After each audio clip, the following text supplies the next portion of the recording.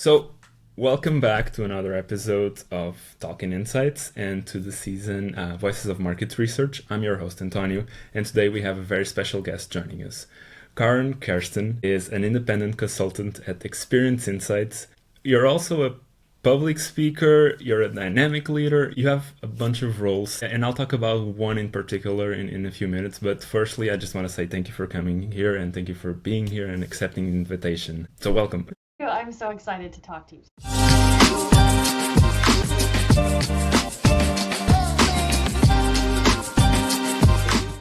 We have an acquaintance, a friend in common, Simon Chadwick. He put us in touch and he mentioned the work that you're doing with the Insights Career Network, where you are the VP of Research on Research. We were talking just before we started recording about the names of the roles that people have in the industry and how I always find it fascinating, the different roles.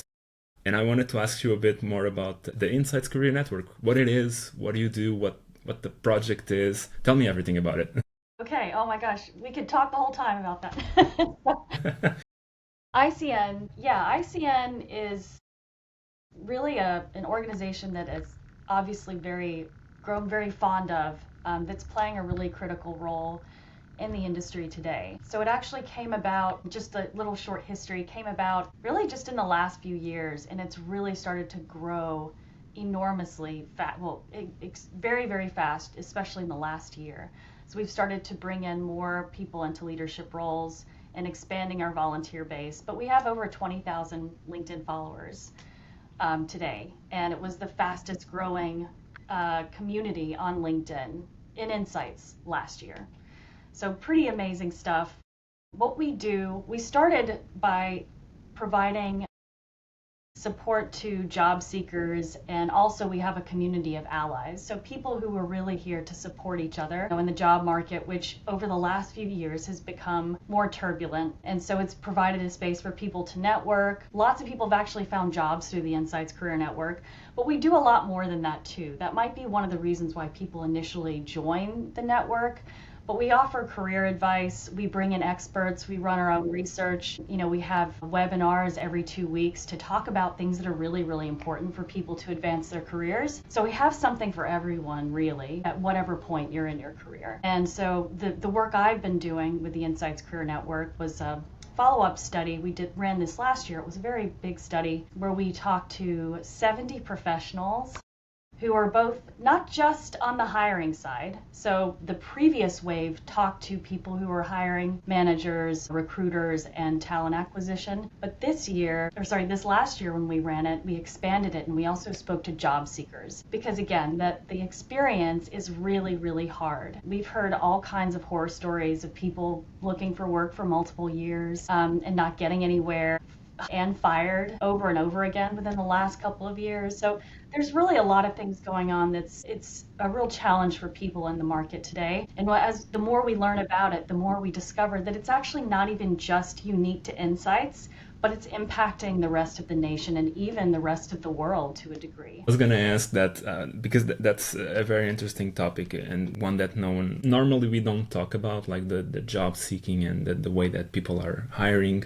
And I was going to ask, if the hiring companies or the clients or everyone that's kind of looking for fill a position versus what the candidates are offering, they sometimes it's not the same, right? They're kind of misaligned. Why is that? I'm glad you asked that. And again, this is why I'm so glad that we did actually talk to both sides, because that is a key insight that would have been missed if we had only spoke to hiring side professionals.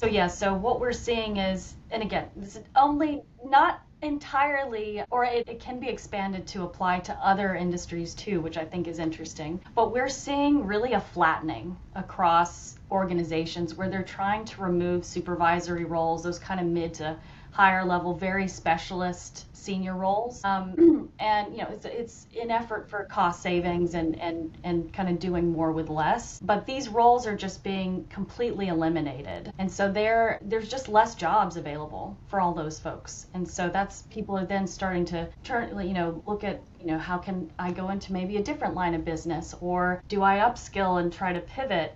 There's a lot of questions going on. Maybe I start my own business. So that's kind of having all these other ripple effects. But then going back to your original question, so there's that point, but then also these companies, again, trying to do more with less, they're now looking for really diversified skill sets, which is again at odds with those specialists because they've been kind of working towards a specific role, specific skill sets their whole career. And that's the structure we work within typically, right? So we don't naturally get that opportunity to kind of diversify. But now all of a sudden, really rapidly, companies are wanting, let's say you're they want someone who's a market researcher plus a UX researcher. And those two roles have been funneled into their different pathways. But how do they then integrate? How can we expect people to suddenly have expertise across both of them? So we're seeing that kind of this looking for the unicorn to a degree. But also people have moved away, right? We had COVID, everyone started to move. Maybe they got a farm, they got sheep, I don't know, but people move away. They move away from the big cities and try to have better work-life balance. And for a time, there was a lot of companies were saying that this was how things were always going to be now. So lots of people moving away, and then the salaries also reduced in line with them not working in the cities. But now companies are asking everyone to come back into the office, and the salaries have not increased to the same level that they were at before. So they've reduced, and then people also they've changed their whole lives to move away. And so moving back into a city isn't always feasible. The workers, the insights professionals are looking to have more flexibility and to have more pay, especially if they have to come back into the office. So yeah, those are some of the really big kind of issues with the mismatched expectations going on.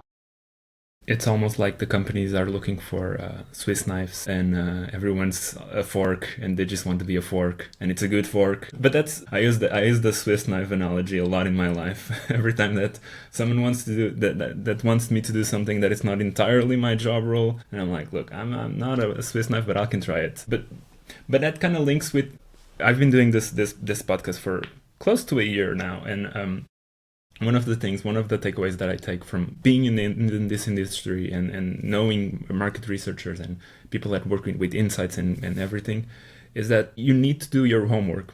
If you stagnate, if you just know how to do one thing, that'll be the end of it. If you just know how to do really good Excels and you don't know how to do, I don't know, PowerPoints, eventually someone will come up with some new thing to do and some new tool. Everyone talks about AI now, and if you don't master that, so I was gonna ask, like, how do you see that, like the people that just want to stay in this thing? Because I feel like we need to keep improving and not be a Swiss knife, not be a jack of all trades, master of none, but they need to keep educating themselves, right? 100%. I mean, we all have a responsibility to upskill and to move with the trends that are coming into the markets. And that is also a challenge. So there's all these different AI tools coming, and it's kind of makes your head spin. There's how do you know what to choose? How do you know which one is meets all the requirements we need? But people, and we are seeing that, and we encourage our community as well at ICN to upskill with AI because it's unavoidable. It's coming in. It's really shaking things up. It's actually really cool also. But it's understanding that it is a tool. It is a tool, and you have to understand how to use it, when to use it. Same with synthetic data. All of these things have amazing possibilities to improve what we do. It's just a case of being educated about what are the differences, getting your expertise using them so that you can talk about them intelligently. And then also, again, because our stakeholders don't know necessarily the work that we do, and they're always going to look for a way to do things more cheaply and more fast, even if it doesn't actually get you the insights that you need. And so it's being educated enough to know how to pivot that conversation and help them understand why there's certain things that aren't always best achieved through AI or whatever tech. But yes, so it's up to the human workers to upskill, see where they can add value by navigating these conversations, But it's also up to the businesses to identify opportunities to upskill their employees as well. We all really need to be working together towards that common goal. Exactly, and the leaders and the people in the management roles, they also have, not to say this, but like a role in kind of educating the rest of the team and making the team know that you need to step up and like educate, do something else. But I guess that sometimes it needs to come up with almost like a helping hand from the managers, like, hey, here's this new tool, what do you think about it? Do you want to start a discussion on it and then improve something on it in the company? And speaking of leaders, you're one of the emerging leaders of the industry. I mean, you were just, as someone told me, recognized by the Market Research Council, so congratulations. Thank you. And I was going to ask you, how do you see the leadership roles in just this, like what you were talking about, like the hiring companies, what the companies want versus what sometimes the candidates are offering, and how do you see like the leaders in the whole mix of it?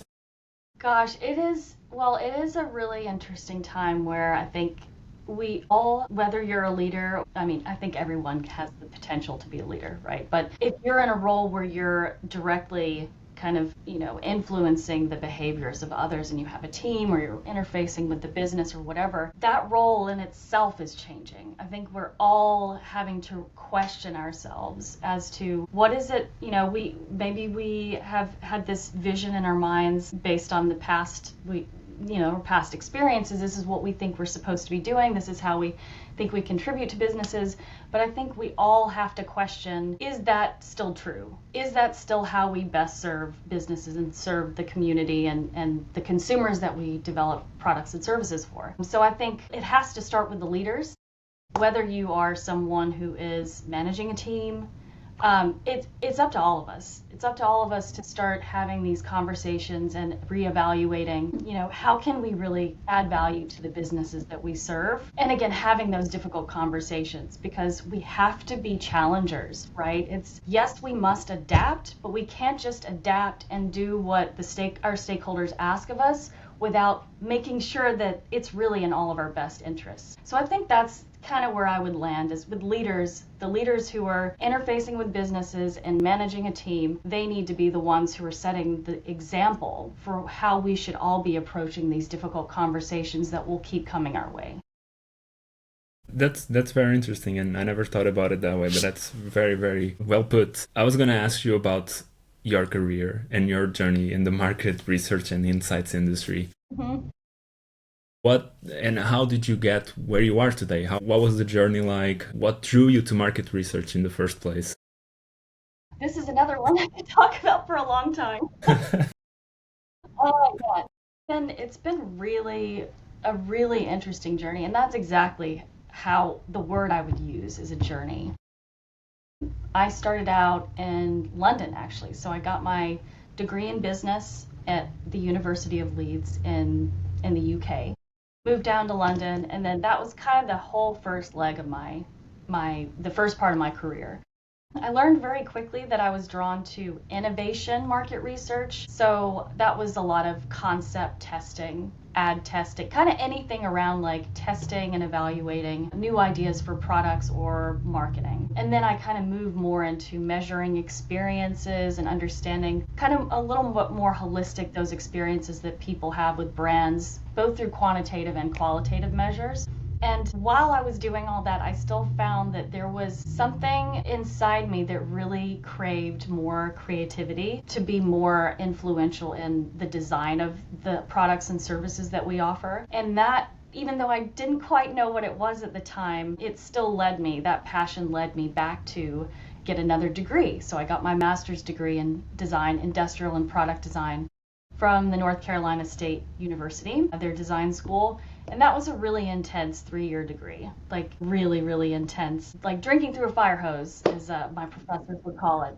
But it was amazing. I loved it. I absolutely loved it. And what I discovered when I was there was there were these opportunities, and I worked at Electrolux too for part of that time, which was really, really cool to actually be in a design team, and discovering that there are a lot of common methods, there's a lot of common philosophies, but then there are also some differences which, if we could tap into each other's skill sets and viewpoints and frameworks, that there's a lot of opportunity to become better together even, if we can be closer as a unit. Because if you think about it, design research, it's that identification of those gaps and fulfilling a need. And if that can be married through to then how we talk about it and sell it, and we're really offering a cohesive solution to end customers, that's really magical. But that connection isn't always there, right? And so I kind of became very passionate about this while I was in my degree and working with Electrolux, and then working with CX teams, which again, also very similar, because it's like, you're looking at the whole experience a customer has with a brand. And this idea got me onto, why are we not doing more holistic research, bringing the data and integrating it across these different stakeholders? Even people who aren't in insights have data that we can be using to create a holistic narrative. And so, yes, when I graduated and seeing things this way, I didn't necessarily find a perfect fit with any of the existing companies or roles, because I kind of had this very diverse skill set and viewpoint now. And that was what led me to then, start my own business. Really enjoying getting to collaborate with lots of other small businesses, because again, it's about bringing those different skill sets and ideas together to create something really unique. And so, yeah, that's kind of how I got to where I am today. And it's interesting you mentioning the different skill sets and the collaboration part of the industry, because I think going back to the beginning, like to being a Swiss knife, if everyone is a tool, but is in a good way, is a tool, but is doing his job correctly, and everyone as a team and is capable enough of a collaborative effort as a team to do a project, eventually the project will lead to better ways and to a better form in the end. And I was going to ask for exactly like the collaboration, but not only the collaboration, but also for the biggest challenges on the career, on the industry. What are some of the biggest changes and challenges you faced over the years so far?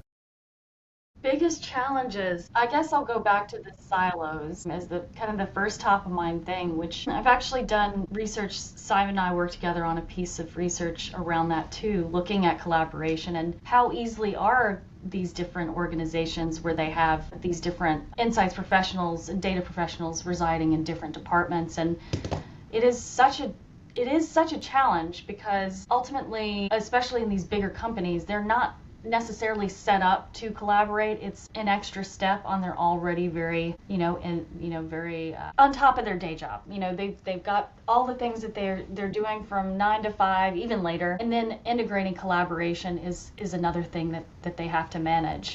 Nobody's incentivizing them.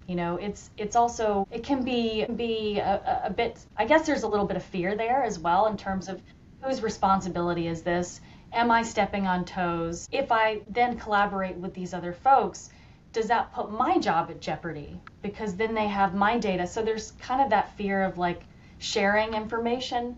But ultimately, what we've seen is companies, if they have these very siloed functions, they're all potentially giving different recommendations to senior leadership. And then that can create division. And then it's a case of, okay, well, which one do I believe?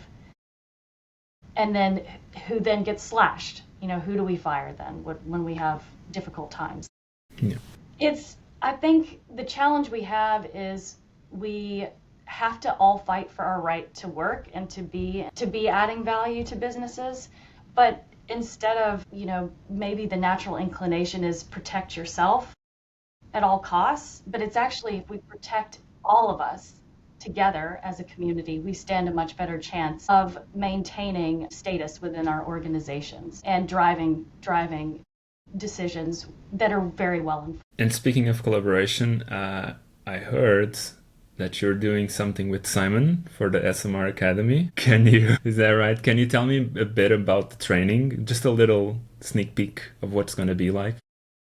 Well, we're actually going to be talking about the importance of consulting in our roles, and that we need to have another podcast. there's so many more interesting things. When we get onto the topic of skills, I get really excited because and you'll appreciate this also. So I think, coming from outside the insights industry, I really believe that consulting skills, and then there's a lot of different ways that we can define what that means, but at its core, we're talking about not just methodological expertise. It's how can we be more influential? How can we communicate the insights that we need to drive decisions? Communication is so, so important in our roles. Storytelling. How do we facilitate important conversations and decision making? There's a lot of areas around this that make a person a good consultant. But that's not something that people are typically evaluated on when they're getting hired. I'm sure that there are efforts made to do that, but are we really doing it in the most effective way possible? I would say no. I would say there's a lot of opportunities to improve that. So it's about consulting, the importance of consulting, and how do we actually get people to, how do we enable people to be better consultants in this industry? Since that really is such a critical factor for our long-term sustainability. That's great. That's the best explanation I can give. And there's a link in the show notes so everyone can look at the training as well as the work that you're doing in the Insights Career Network. And before we wrap up, I just have one final question. If you could choose one project from your career, what would be like the most satisfying to work on? So, I think I'll tell you, I'll choose a genre. I'll choose a genre of research because I think going back to what I was telling you before, like what I am really excited about is bringing different data sets and sources together to be more strategic. And I think, especially in the last few years, all of the industry research we've been doing has been absolutely fascinating. It's about time. I know we do industry research. There's loads of organizations that have been doing that, but also looking at the dynamics, the dynamics that are going on between the relationships that we have across agency and client side, the dynamics we have within our organizations. So I think what I've really been excited about is to be conducting all of these industry pieces of research to then bring together those different data sets and have an even clearer picture of what it is that's going on and where we need to go and what we need to do to move forward to be successful. So like the Insights Maturity Study, the ICN study, the hiring landscape and job seeking landscape, the collaboration piece I mentioned. I've also done work into client and agency relationships. So like understanding those dynamics so that we can work better together and reach a common goal. I have to say it's been my favorite thing to do. Yeah. Well, thank you very much for being here. Thank you very much for being such an important voice in the industry of market research and insights. I think the work that you're doing, especially with the Insights Career Network and everything, with the way that hiring companies are looking and the candidates and everything, I think it's really interesting. I think it's really fresh and new and no one was doing it. And I think it was really important for someone to step up and work on it. So yeah, thank you very much for your insights. Thank you very much for the conversation. It was really fun and I learned a lot. And I hope you enjoyed it. Thank you very much for being here. I loved it. Thank you, António. Such a wonderful host, and I hope we get to do this again before too long. Of course.